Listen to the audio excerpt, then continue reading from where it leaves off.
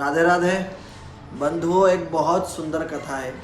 व्रज के ऊपर आधारित है। व्रज के एक महात्मा थे, बहुत भजन करते थे। और व्रज में कहाँ पे रहते थे? लाडली जी के चरणों में रहते थे, बरसाना में। बरसाना की गलियों में रहकर खूब भजन करते थे।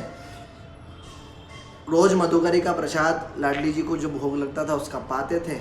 एक दिन जा नहीं पाए, वहाँ से गोपी ग्वाल आ रहे थे तो उन्होंने पूछा, क्यों बाबा आज मधुकरी प्रसाद लेवे ना आए, कहीं कुछ बात है का? तो बाबा ने कही, ना कछु बात ना है, आज हम कुछ खाएंगे पिएंगे ना। बोले ना ना, ले लो थोड़ा सा मधुकरी प्रसाद हमसे।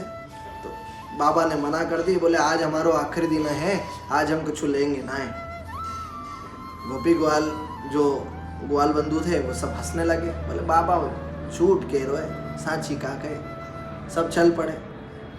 सब लोग गाय चराने को जाने लगे, लेकिन सबने फिर एक बार बोले कि बाबा कह रहा था, चलो बाबा के पास एक बार चलते हैं, हो सकता है बाबा झूठ तो ना कह रहे। जब बाबा की कुटिया के पास पधारे तो देखा तो बाबा तो राम राम सत्य है।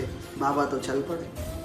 गोपी ग्वाल सब कहने लगे, अरे बाबा तो साची कह रहे हो, तो बाबा तो साची कह रहे हो तो क्यों नहीं चले जाऊंगा। बाबा तो चले गए। इधर अर्थी की तैयारी करी, बाबा का अंतिम संस्कार करने की तैयारी करी, बाबा को अर्थी पे लेटाया। इतने में गोपी आई, गोपी ग्वाल से सबसे पूछने लगी, बोले क्यों बाबा कहाँ गए बाबा? बोले बाबा को राम राम सत्य हो गए है, बाबा के अर्थी पे लेटे ही दिए है, अब बाबा को ले जाने की बात। क्या बात कर रहे? गोपी तुरंत अर्थी के सामने बैठ गई और कहने लगी, क्यों बाबा तेरे को भी आज ही जाने को दिन मिले हो कहीं? इतने दिनों से मेरी बेटी ब्याह करी कि अब आई थी, अब गवना को टाइम है तो पहले उको गवना करो कि तेरे को विदा करो। जब ये बात बाबा ने सुनी तो बाबा तुरंत अर्थी हलचल करने लगी और बाबा तुरंत उठकर बैठ गए कि गोपी तू परेशान मत हो, आज तक मैंने काहू को कष्ट ना दियो तो जाते जाते तेरे को भी कष्ट क्यों दूं? पहले तो तेरी बेटी को विदा कर ले, फिर कल मैं चले जाऊंगा। मुझे तो आज भी जानो और कल भी जानो है।